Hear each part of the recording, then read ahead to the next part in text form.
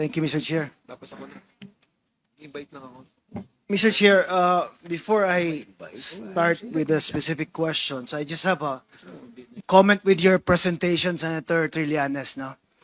Because while you were making the presentation, kanina ko pa gusto ma-interrupt sana kasi most of your the information that you gave were actually available already in open sources, no? Like newspaper clippings and the affidavits of persons. And in fact, it appears nga na parang you were just making a summary of everything that you found from newspaper articles to the affidavits of other resource persons. Tama po ba? Yes, Mr. Chairman. And the difficulty kasi in asking you questions about it is that because your statements are going to be based on either an article or the affidavit of another person.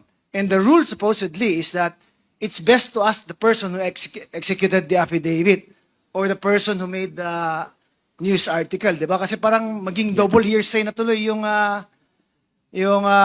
sitwasyon ngayon, di ba? Yes, Mr. And Chairman. I hope you understand why I'm saying this, because in the spirit of fair play din sana, it would give the other persons who have been named in the affidavit and in the news articles also the opportunity to confront the persons who actually made the affidavit. Yes, Mr. Chairman. Sa nakita nyo po, no, since hindi naman po tayo nasa court of law, the way I presented everything, ito yung resulta nung investigation, no, when I was still in the Senate, and nagkalap kami ng intelligence information, yan, open sources, tapos insider information. Then that was very critical. Before namin nakausap si Las Cañas, all of us were susceptible in embracing or swallowing the false narrative of Duterte na talagang galit siya sa droga. And the way he delivers these things, very emphatic na talagang parang kapanipaniwala na galit talaga. But then, here's an insider guy who came up with all of this information. Talagang nag-iba yung paradigm.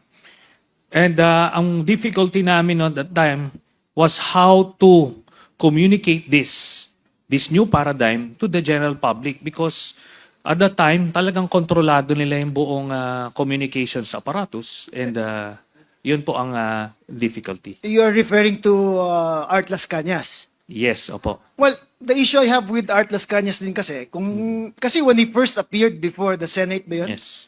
He was saying a different thing. In fact, he was defending then President Duterte. It was only a few months after where he recanted and made another statement about the involvement of then President Duterte about drugs. Opo. And every time kasi we present a witness na parang says something and then does another thing, Yeah. medyo kami din ang natatamaan dyan di ba? Kasi it's parang coming from a tainted source. That's why I hope you understand my sentiments po, because I always want to protect also the integrity of this committee.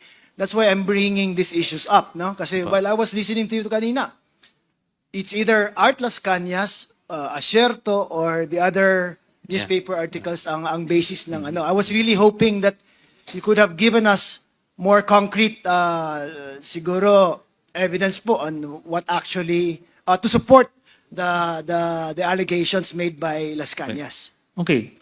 I totally agree, no? Especially coming from lawyers, very strict yung discipline nila about witnesses recanting.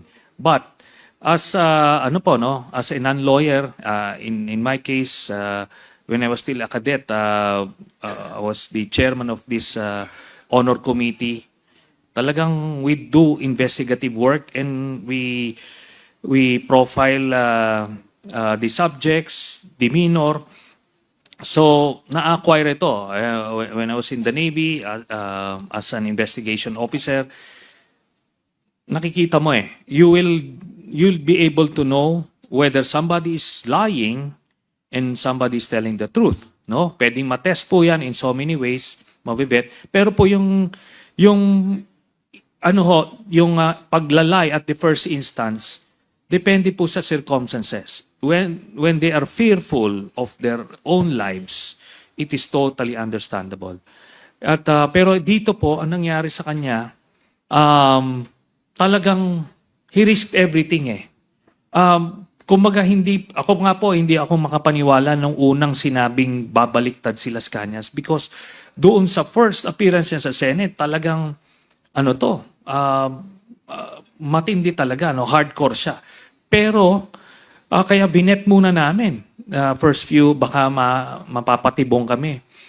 Pero yun na eh. Talagang parang ayaw niya na. He doesn't want to be burdened by all of these people he killed. So yun na, he was out for redemption. Thank you, Yeah. sir. Apo. I just made that Apo. observation kasi I just want, of course, the Quadcom to be above Yes. the suspicion ba na we're just allowing statements like that to be coming out from resource persons. Now, with regards to Michael Yang po, when Acerto was making his allegations about Michael Yang, he said that the very first information he got about Michael Yang was about the Dumoy laboratory. And in that Dumoy laboratory, parang ang role lang ni Michael Yang at that time was supposedly securing the precursors. Yes. Pero meaning he's not really involved in the manufacturing of drugs, but securing resources that are needed to manufacture these things. Parang negosyante lang na may pinagkakakitaan. Tama po ba? Was that confirmed by your research po? If you will only take the information from Colonel Acerto, then that's the conclusion that you'll get. But in our case, nakuha na namin yung initially yung bank documents, Mr. Chairman, nandoon na yung Sami Uy. Nung lumabas yun, hinahanap namin ano kaya itong pumapasok na pera na ito from government coffers or illegal mining activities, kung ano-ano. But eventually, nung si Las Cañas pumasok, and we got him around January of 2017 eh. A few months before the appearance of Colonel Acerto. So by then, nakita na namin from the new paradigm itong mga information na to. Kaya nag-fit ho siya dun sa buong narrative. So Michael Yang and Alan Lim and sino po yung isa na Si Charlie Tan, Sami Uy. Charlton yun po, Sami Uy?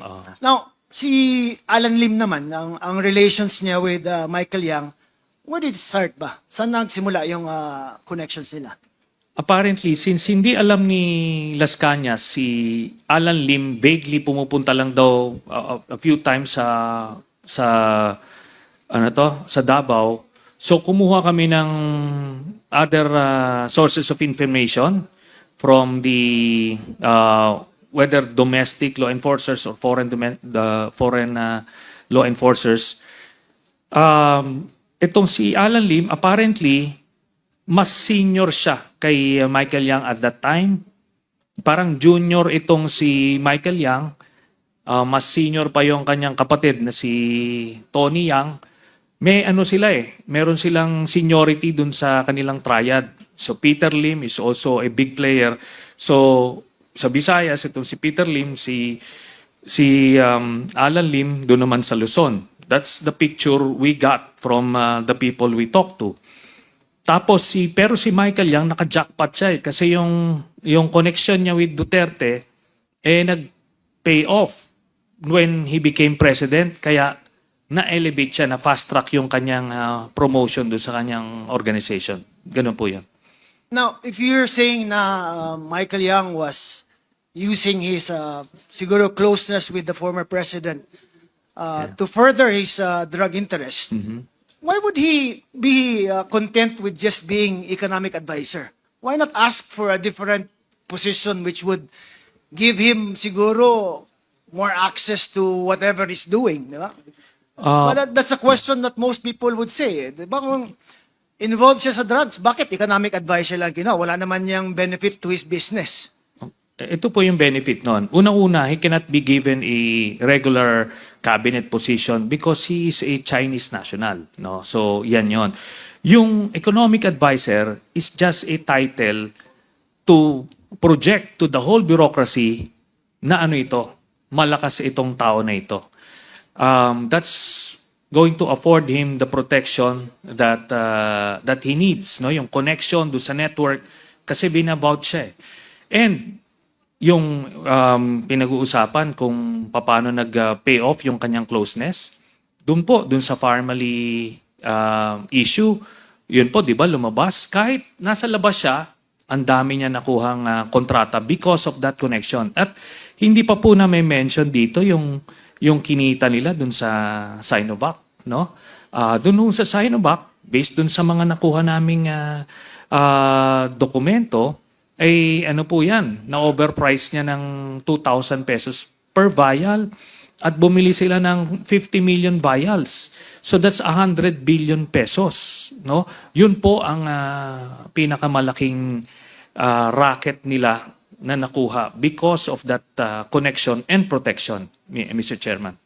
Now, you also testified earlier na Sammy Uy, no, was the one who introduced Michael Yang to the president. Is that correct?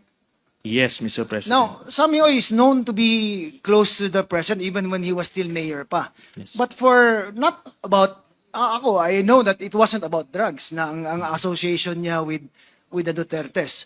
Paano naging biglang all of a sudden naging drugs to na angle na kung isipin natin it should have started way before kung yun man ang original intention ni Sammy Uy, di ba? Kasi he was already close to the president when the president was still mayor of Davao Yes, and it did start way before.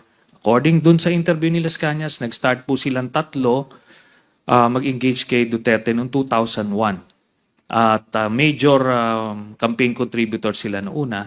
Tapos, ito na nga, sabi ko nga, yung pag-profile kasi kay Las Cañas as an insider, as an inside man, it's either you will believe everything or you don't believe anything. Di ba? So, kaya nung una naming binebet ito si Las Cañas, we were validating everything. Kumbaga, ano bang motivation itong mamang ito? At I think if it's one skill set that we have is yun pong pagbe-vet, pagba-background check.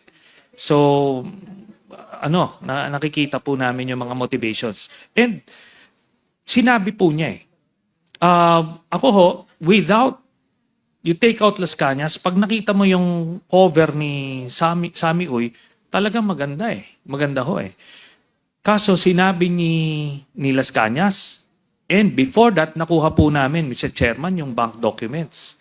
Ando doon siya Bakit siya nagbibigay ng 40 to 50 million dun sa 5 members of the family every 6 months? Ano yun? Anong klaseng business po yan? Tapos marami pa pong eventually kung in an impeachment court, hypothetically, lalabas po yan. Kung kanino galing pumapasok po yan. At ang blunder po ni Duterte, ginawa ho niyang joint account sila ni Sara So, ano po ito? Lumabas po doon. Pero you would agree with me, Senator, na there's nothing wrong naman in making political contributions to campaigns, di ba? I mean, a lot of businessmen do that, di ba? For as long as it is properly reported in your statements of contribution expenditures, okay lang yan, di ba? Okay lang po yan, Mr. Chairman, kung hindi mo alam. Kunyari ngayon, napag-uusapan na si Michael Yang as a drug lord. Would you accept a campaign contribution from Michael Yang? I don't think so. Siguro before, pag hindi mo pakilala, you'd be forgiven for that Alam niyo naman po, tayong mga politiko, pag may lumapit o gusto kong tumulong sa campaign mo, hindi naman tayo magche-check sa narco list o kung ano-ano. Di ba ho? We take these gestures at face value na they just want to help us. So, ganun po yan.